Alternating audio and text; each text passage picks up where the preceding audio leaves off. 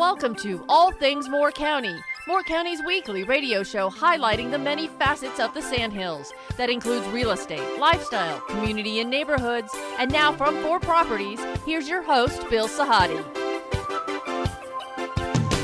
Good morning. Welcome to the talk show, All Things Moore County.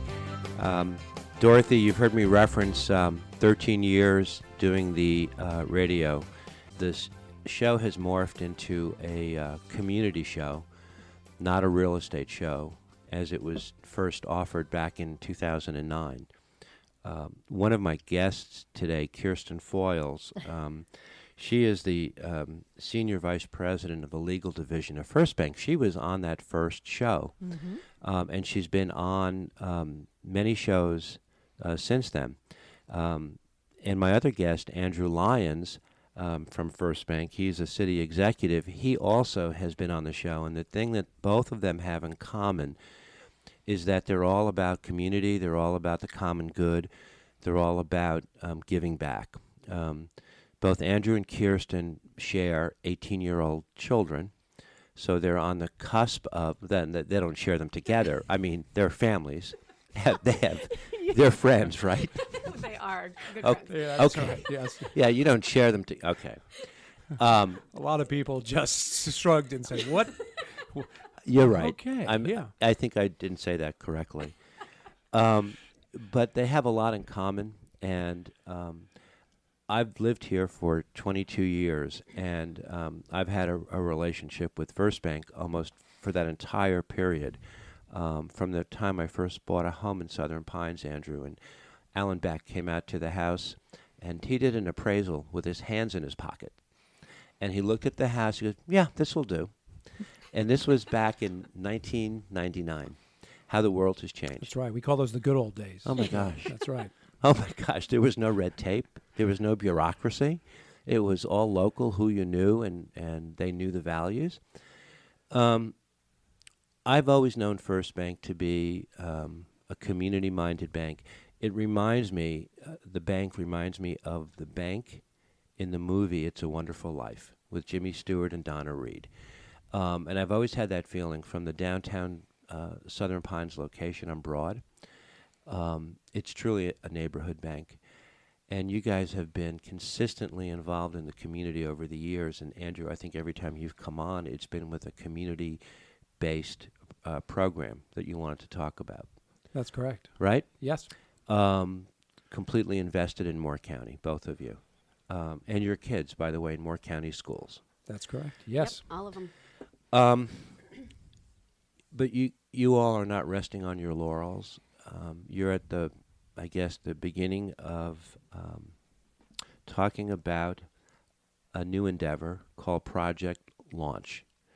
And really, I looked through some of your notes.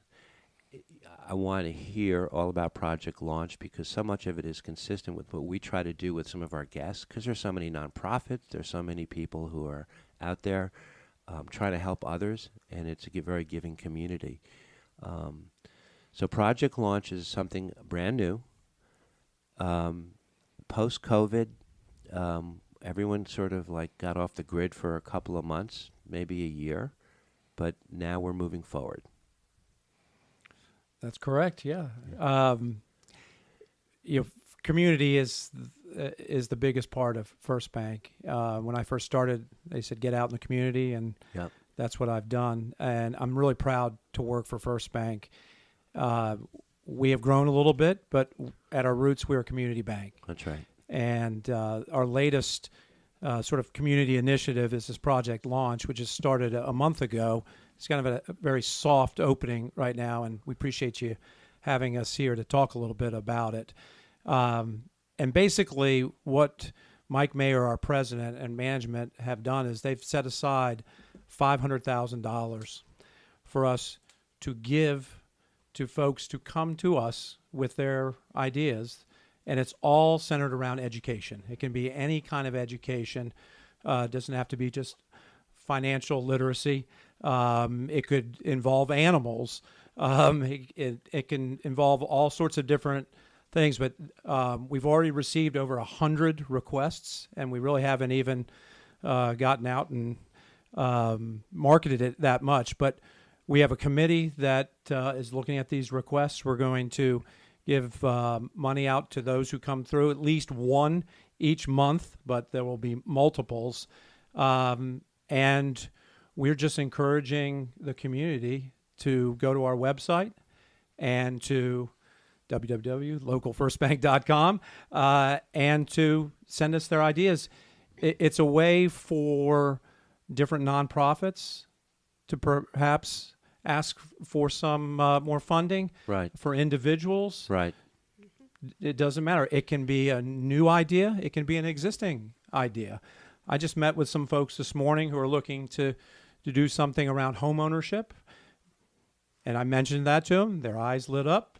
And so I think there'll be lots of opportunities for folks to submit their requests. When I first saw the notes that Kirsten had provided to me and the word education stuck out, I, as a layman, immediately thought of education, schools, students. But that's not what it's not just that, is it? Not just that. That's right, Bill.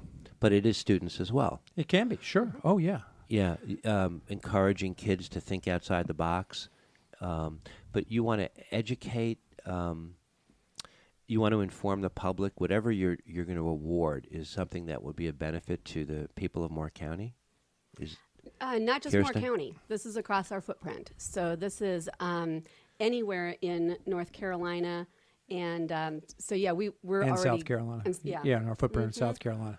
We just Yeah. happen to be headquartered in Moore County, so Gotcha. we're here. We have 10 branches in Moore County. So, but yeah, that $500,000 will be spread across our footprint, and we hope the folks in Moore County take great advantage of it. Absolutely. So what is the litmus test that you're going to use when judging? If you get a lot of ideas, people come in with ideas. How do you select the people each month? Luckily for Kirsten and myself, You don't have we're, to? we're not part of that committee. My sense, Bill, is that we'll look at things that can impact the most people. I'm not sure about what the top dollar amount awarded will be, but I would just encourage people to submit their ideas, and the committee of smarter people than myself will make the decisions. I hope we have so many that there will be decisions to be made, but the litmus test is it's got to be education. And from that point, the committee will decide where the dollars are awarded. When you say education, because I'm trying to pinpoint, when you say education, it's not clear to me what you're rewarding. When you guys were brainstorming, did you come up with some ideas of what some people might come in with? I think it could be, for example, we have on our website, we have financial literacy for teens. Okay. So a program that maybe highlights that. Okay. If you have training for dog handlers, Okay. I'm with you that now. sort of education. This event that I met with folks this morning about is going to be about home ownership and how the folks who are having difficulty qualifying for financing, how they can improve their situations. Their credit scores. Their credit for instance. scores, Right. and that sort of thing. But there could be, thousands of possibilities on that. Get creative about how you're going to educate someone. It could be one person, could be 10 people, could be 1,000 people. So we don't really want to pigeonhole anyone on that. So you're right. When you hear education, what does that mean? Mm-hmm. It could mean any number of things. Hopefully that helps. I don't want to be funny or sassy, but how about somebody to help coach all the poor home buyers who can't find homes in this low inventory environment? What do? We don't have enough counselors to handle all of them. It's crazy. I mean, I know you have people who maybe don't qualify for credit. You can help them do that. Once they get out there, oh my gosh, selling homes is like eating a potato chip. They just disappear. Yeah. That would work. It's crazy. Yeah. I have an idea. Yeah, there you go. Submit it. Yeah, the education for this is really, I mean, we're looking at it on an entire societal scale. Educating any age, educating any interest area, educating in any innovative ways, in anything that maybe is outside the box. That's the fun stuff, is, you know, getting to see people's ideas that you say, wow, how'd you come up with that? Yeah. We've had lots of shows where we've tried to introduce people to all the art programs in Moore County, with the students especially. Excuse me. Where those kids stand outside of themselves and show a lot of courage. Your daughters, not to want to mention them, but we try so hard to focus on the kids as they're learning, because I remember as a kid, these kids today are so much more advanced than we were. And I don't recall when we went to college, they had a class called Thinking Outside the Box, Managing Your Own Life, Taking Responsibility. I remember English, history. It's different today. We're forced to reach out beyond all those traditional educational models, right, to touch other people of all ages. Absolutely. For sure. Well, and kids today, I mean, you know, we, like you said, we both have... You share those 18-year-old kids. That we share. But yeah, exactly. We both have one in college, and we both have twins that are graduating this May. And all of them have had an educational experience that has never happened before. COVID has changed so much in, you know, some things they've missed, but it's also opened up so many new areas and opportunities that, because they weren't needed before, we really never came up with. So they, it's really interesting to look at some of their situations, and the teachers. I don't even know how they've done this the last 2 years. If there are unsung heroes of the pandemic, it is teachers. Right. For sure. Because they have just changed on a dime. They've, you know, gone left, gone right, then just to go, you know, left again. And so, yeah, I'm really curious and excited to see what they come up with and what new ideas we can help promote. You mentioned that in the first 3 weeks of the program, you've received over 100 ideas. How have you been getting the word out? On your website? Yes, mainly just through the website right now, Bill. And you know, through forums like this, we hope more people will be able to know about it. Just word of mouth. Kirsten's been I've been telling emailing everybody. And in conversation at the banks. She's very shy, though, in public. You know, she has a hard time getting outside of herself. She's overcoming that? Yes, it's been Perfect. a slow process, but yes. When you know someone too well, it's easy to joke. There are so many agencies in Moore County that provide so many great services, but I would venture to say that a lot of people don't know of their existence. They're not aware. They don't know where to go. Like an informational portal for, I mean, I think of Friends to Friend. I think of Habitat. There's so many. And, you know, you have to speak directly to people to get them aware. So I could see you probably partnering with a lot of these different agencies, almost like a United Way. A little bit. That's a good point. I don't know what the number is now. I remember a couple of years ago, someone told me there were over 600 nonprofits. Wow. That's correct. In Moore County, That which is correct. which is astounding. That is. And they all do such great work, and we hope that this will help them a little bit. But you're right, trying to get the word out to all of them will be important. Yeah.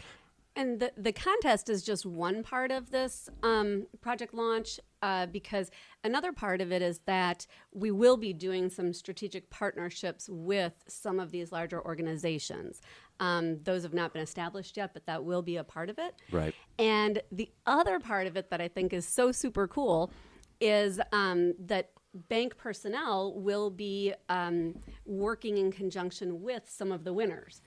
So there's some mentoring opportunities there, and we're looking forward to that piece of it too. Oh, I can't wait. Okay. We're going to come back in the second set. Want to talk more about the program and get into some specifics because your contest has started, correct? It so has. Your first month award is about ready to be announced? I think it'll be announced in the next couple of weeks. Yes, sir. Okay. We're speaking with Kirsten Foyles and Andrew Lyons from First Bank, the Southern Pines branch in particular, but your footprint extends into South Carolina as well. So this is an effort. Over 100 branches. Yes, Crazy. sir. You have 100 branches? Over, yep. Crazy. We'll be back in a minute. This is All Things Moore County.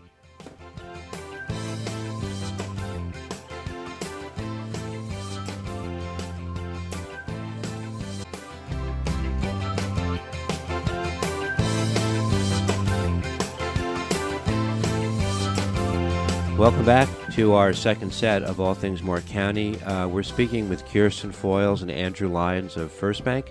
They're talking all about Project Launch, which is an undertaking that started about a month ago with the idea that First Bank, as a community-minded lender and bank, wants to help provide information and opportunities for all different people in Moore County from all walks of life, with the common denominator being education, having people learn something. We always say Moore County is such a great place to live, and this is one of the reasons why. And we're glad to provide the forum, and you actually should think about coming back on in a few months to let me know how the program's going, because it's a monthly contest.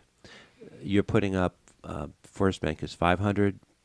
500,000. That's crazy. That's the number I was told, Bill. Yep. That's Yes. That's why we don't get interest in our checking account. No, no bank does that. That's okay. That's terrific. You guys spoke big picture about the program. Can you give us just a little bit of clarity on some of the specifics of the program? Sure. So you submit an application, and as Andrew said, we've already gotten 100 of them in the first 3 weeks, which is super exciting. Just through your website? Well, or word of mouth? Yeah, and some of us that have big mouths. Okay. Yeah. Some. Okay. And, a couple of us.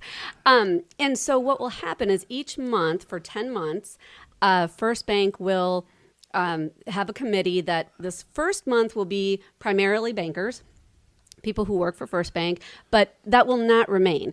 We'll be adding people to that committee.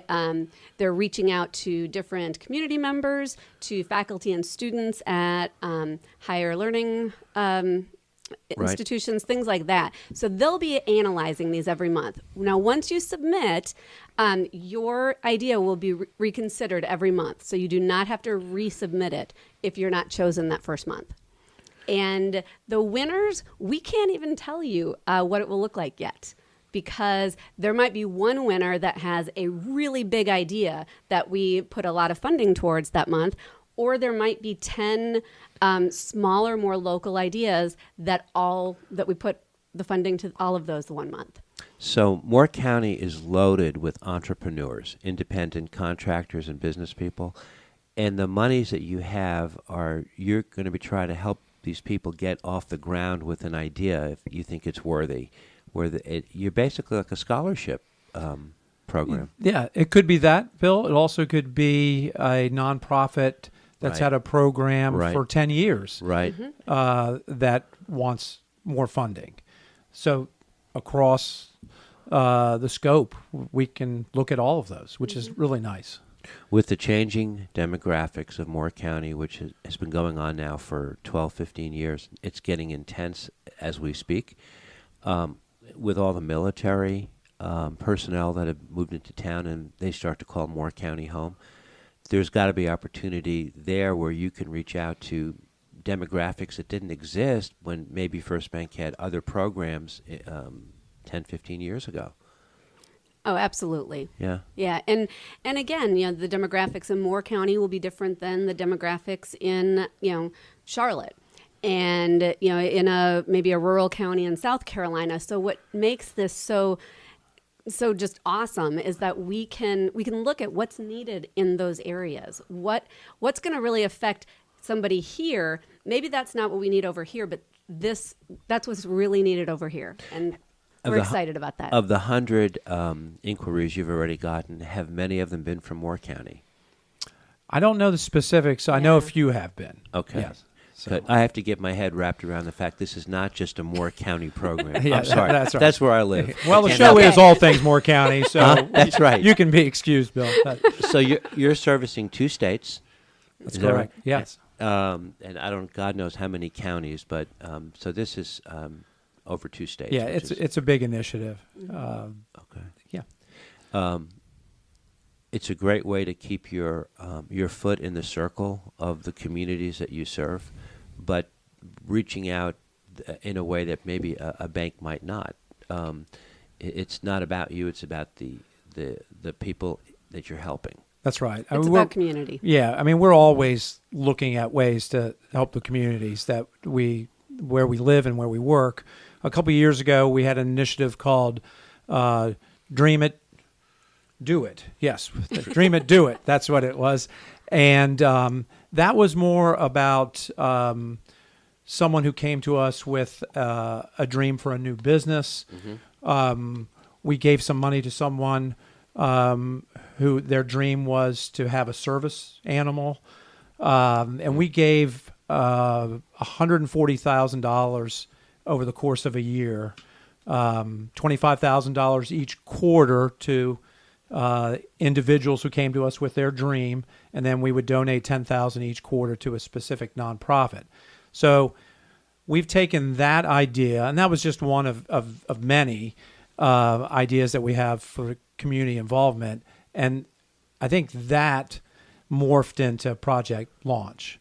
And so we've taken that and just focused on education. And we're looking forward in August.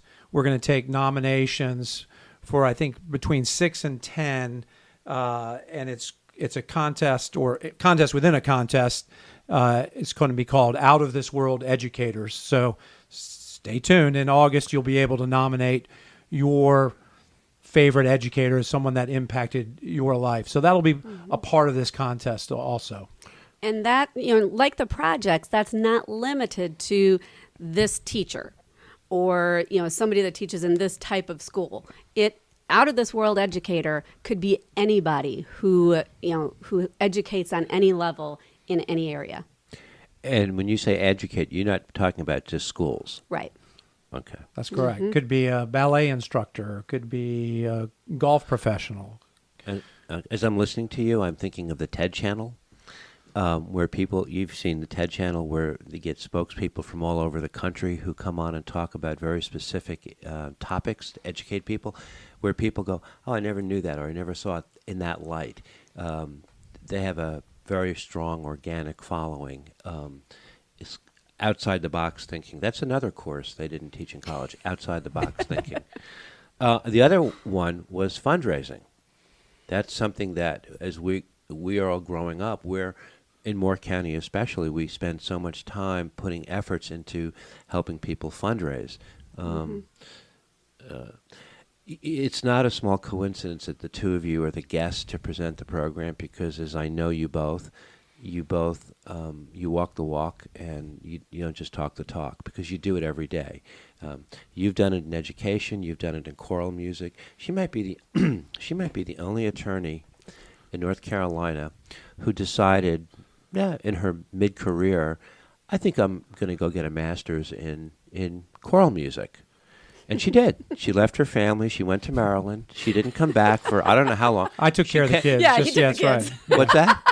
He took the shared kids. I mean, think about it. You talk about evolving and reinventing yourself, and yet she's still doing. Now she's doing both. But you guys both walk the walk, so it's nice to see.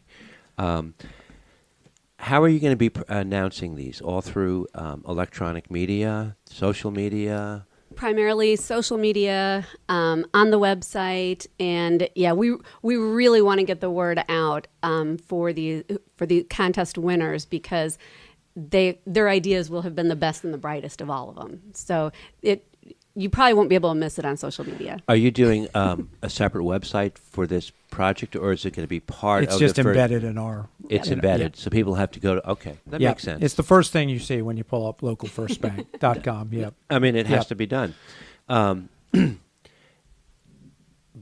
As the parents of 18-year-old children that you don't share, what do you want them to get out of education that is not just school? Things that, as they're growing and they're going to be on their way to college, what do you wish for them, for those kids? I think, and I work with a lot of high school age kids. Yes, you do. And I love it because you see them, go from a middle school child to then this person who's ready to go off to work or to college. And I think the biggest thing is, especially with innovative education, is to see how it allows them to live into who they want to be. Right. And it doesn't just teach them a thing or a skill or a fact. It's transformative. Right. Totally agree. I think, and you alluded to it earlier, Bill. Back in the Stone Age when you and I were in high school. Yeah. First off, we were in high school from 8:30 in the morning until 3:30 at the afternoon, and with typewriters. We learned English and math and history. These kids today. Yeah. The opportunities that they have, right? It's amazing. I mean, my twins, they don't set foot in Pinecrest that often because they're either online or at Sandals Community College, taking classes. And so, if you ask me what I want, I would say opportunities, and all these different ideas that we're going to receive will provide, I think, different opportunities for them to be able to align that with their passion. So what Kirsten said is that's what you want for your kids, for any kid, is opportunity to do whatever they want to do. And wow, these kids have a lot of that, and they need it because the world's a different place, right? Yeah, it really is. It is. I mean, my twins, it's similar. They're at Sandhills. They're taking sign language online. How cool is that? And then when they are at school, they spend almost all day in the auditorium in different choir, technical theater, honors theater programs. It looks completely different. It is a college-like experience here in Moore County, which is tremendous. And so we hope we get a lot of those sort of different ideas and opportunities. As parents, you model yourselves in such a way by the way you live your life. And you both are community-minded and about others. And kids pick that up. They may not pick it up immediately. It might kick in a few years and catch you off guard. But they have that natural curiosity. They like you reach out and you are sharing yourself with others and you're paying it forward. And that's kind of, this program is a form of paying it forward to people who maybe have been, they've missed the boat somewhere, or they haven't had the opportunity presented to themselves. And that's what one of the things this program would do. As a child, I'm watching that and go, that must be one of the rules of how I live my life. And that's what you guys do, I think. I agree. I think it's in our DNA at First Bank. Right. Yeah, I do too. I would say that, this generation gets kind of kicked around a little bit for, always being on their phone and this and that. I will tell you this. They are connected to each other. Yeah.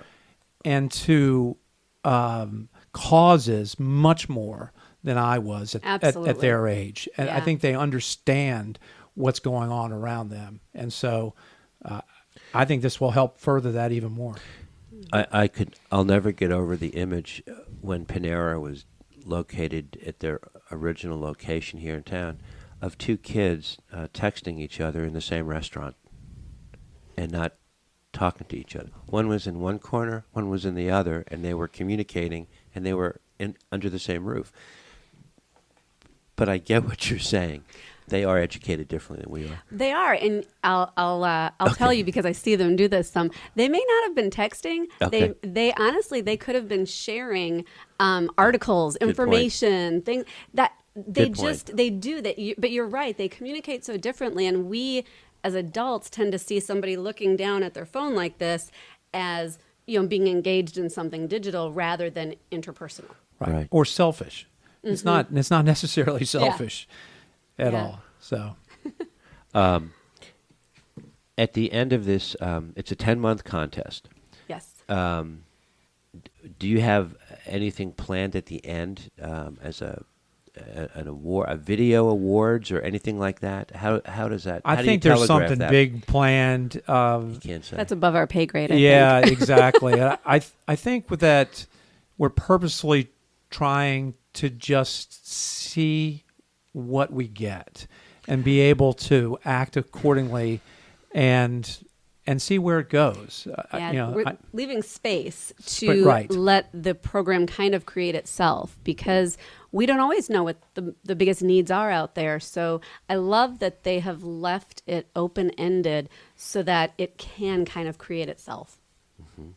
Okay.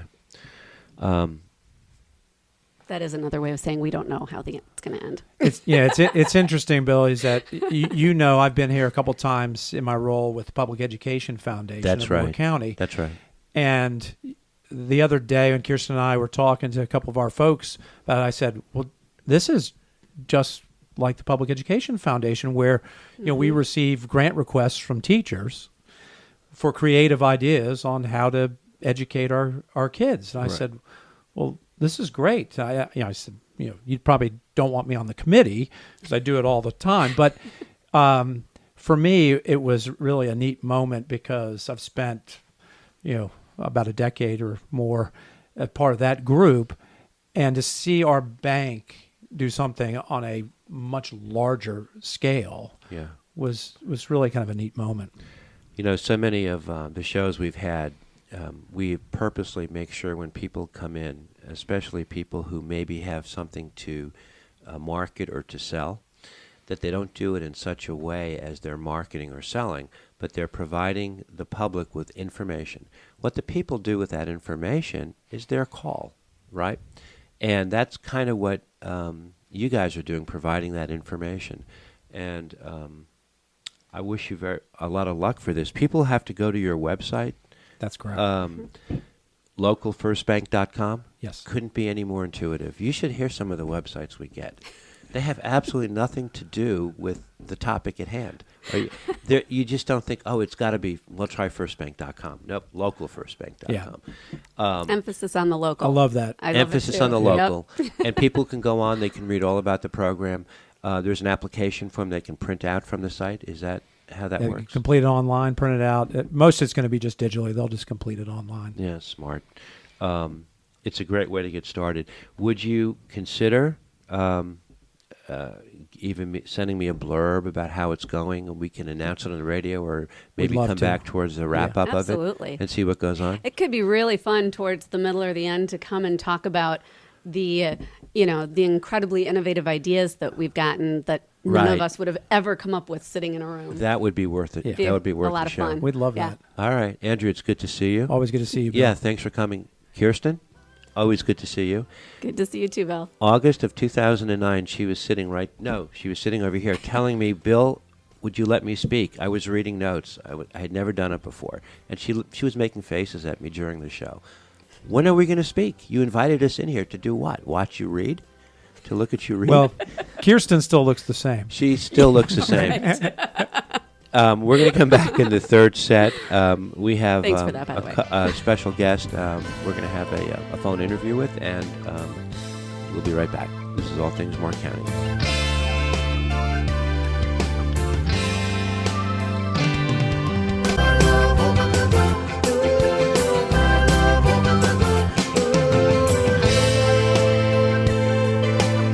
Welcome back to our third and final set of All Things Moore County. Dorothy, you remember a couple of weeks ago we had a group from Women of the Pines on. They've been on a couple of times in the last couple of months. They have a lot of activities going on. And they have another activity going on next week, which is very important to all residents of Moore County. The Women of the Pines are holding a special event. There's a featured speaker, DeDe Petri. She is the CEO of the National Association for Olmsted Parks and the managing partner of Olmsted 200. It's the bicentennial celebration of Olmsted's birth, and she is going to be speaking next Friday, March the 4th, at 11 a.m. at the Pinehurst Village Hall. So we're glad to have DeDe with us. And so, DeDe, I'll just say good morning. Well, good morning. It's a pleasure to be with you. Well, I know you have not been down here before, but the Women of the Pines is quite an organization. They're very excited to have you come and speak next week. I'm really looking forward to it. I can hardly wait to actually see Pinehurst in person rather than just through photos, although I've been doing a little research and reading the website for the archives and really looking forward to it. Well, tell me about the reason Frederick Law Olmstead is so important Hello? to... Yeah, can you hear me? Yeah, it's so important. Why is Olmsted so important to our area?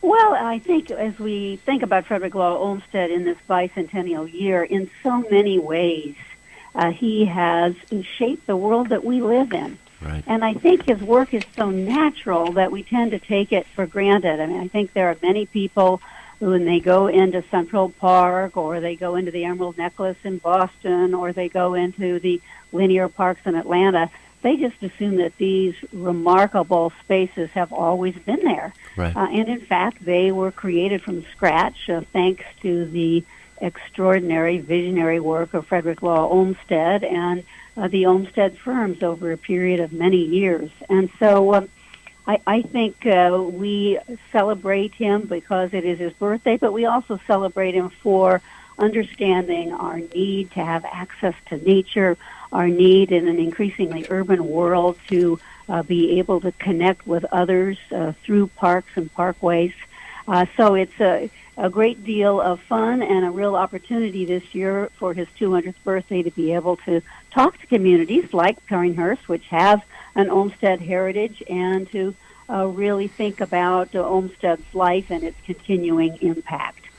One of the things I read about Olmsted was that he was always driven by creating sanity in an urban environment where people could go and relax and sort of feel like one with nature. And the symmetry that he's created is completely natural. It looks like it's always been there. Yeah, I think that's right. And it's so interesting to think about the world in which he lived. I mean, he was starting to work in the 1850s. This was a time of great division in the United States, pre-Civil War. He was also in a world that was growing rapidly more industrial, rapidly more urban. One of the most interesting assignments in his life was to go down as a roving reporter, undercover reporter, for what was then known as the New York Daily Times. We now refer to it as the New York Times. Right. And this newspaper was a startup, and they had invited him because of some previous writing to go down south and to explore plantation life and to explore what slavery was like and to report back to the North. And it was very interesting. He came away seeing the great divisions of North and South and began to think about landscape design as a way of bringing people together. Mm-hmm. And I'm very excited about my talk. I was given the title of A Walk in the Park, and I think it's such an appropriate title because we take a walk in the park for granted today. But in fact, before Olmsted, a walk in the park didn't happen very frequently because most parks were private property, Mm-hmm. and there was no public access. So again, we have Mr. Olmsted to thank for that conception that really has made our lives livable, particularly during the pandemic. Yeah. The people that live in Pinehurst are very well versed on the history. And for those who are not, James Walker Tufts had purchased 6,000 acres at $1 an acre that eventually became a part of the Pinehurst Resort in 1895. And Mr. Tufts, he contracted with Frederick Law Olmstead and to come down and to help design the distinctive features of the community. When you get here, you're going to love Pinehurst.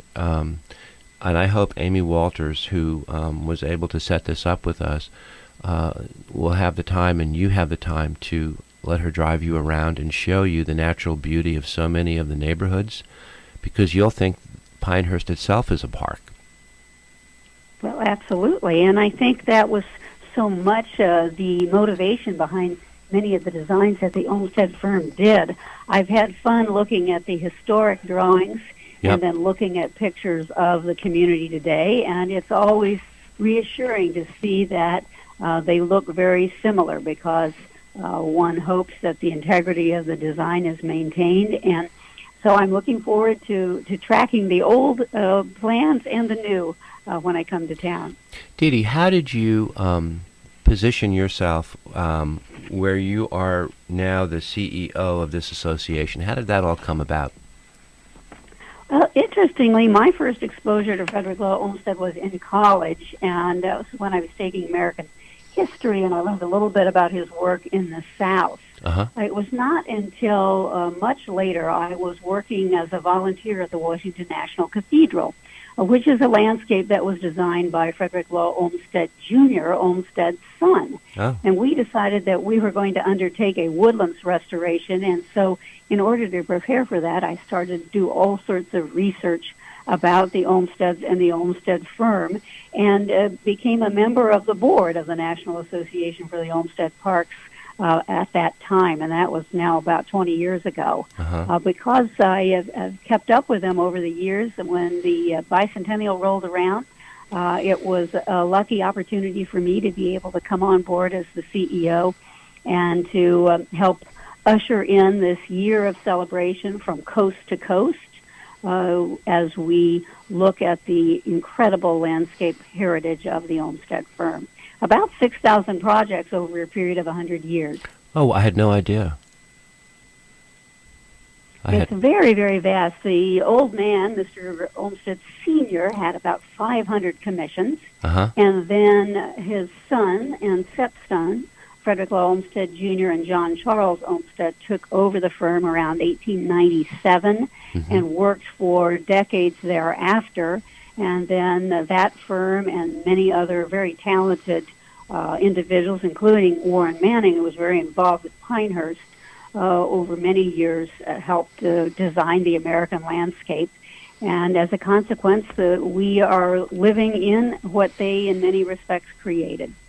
Don't you find that there's a thirst for a lot of people to get back to their roots? Maybe it was the towns they grew up in as kids, and we tend to go back now and recognize the past and the benchmark people, the architects that have created the villages, the parks across the country. And Pinehurst is no exception. One of the reasons people flock here is because this area reminds people of the towns they grew up in, whether they're from New England, the Midwest, the Mid-Atlantic area, Florida, even the West Coast. I think that's right. I mean, there's something evocative about the Olmsted landscapes that bring back our childhood memories in other places near to nature, and I think that's part of the power of them. Right. We look forward to having you come. How long will you be here during the visit? Because you're obviously traveling all over the country in this bicentennial. I'm doing a lot. I'll be there only about 2 days, so I'll have to come back. Bring your camera. You're gonna be blown away by what you see here. It's a beautiful, beautiful area. Yeah, I'm looking forward to it. DeDe, thank you so much. Again, next Friday, the Women of the Pines is featuring DeDe Petri at the Pinehurst Village Hall on Friday, March the 4th at 11 a.m. How long do you think you'll be speaking, DeDe? I've been asked to speak around 20, 25 minutes, and then Q&A, so that's what I'm aiming for. Yeah, it sounds to me like you can do all of this. You won't even need a note. I get the impression it just comes off the top of your head. Well, I certainly hope so, but I'm looking forward to it, and I know I'm going to be with many excerpts about Pinehurst, and I look forward to learning more. Thanks. DeDe, thank you so much. Thank you. For more information and to reserve your space, you can visit the website womenofthepines.org or contact Amy Walters, who is a publicity chair at Women of the Pines, at gmail.com. There is no charge for this event, but reservations are required and space is limited. Refreshments will be served. That's next Friday, March the 4th at 11 a.m., the Pinehurst Village Hall. DeDe, thank you again. That is our show for the week, so we'd like you to have a good week, and we'll see you next week. Thank you.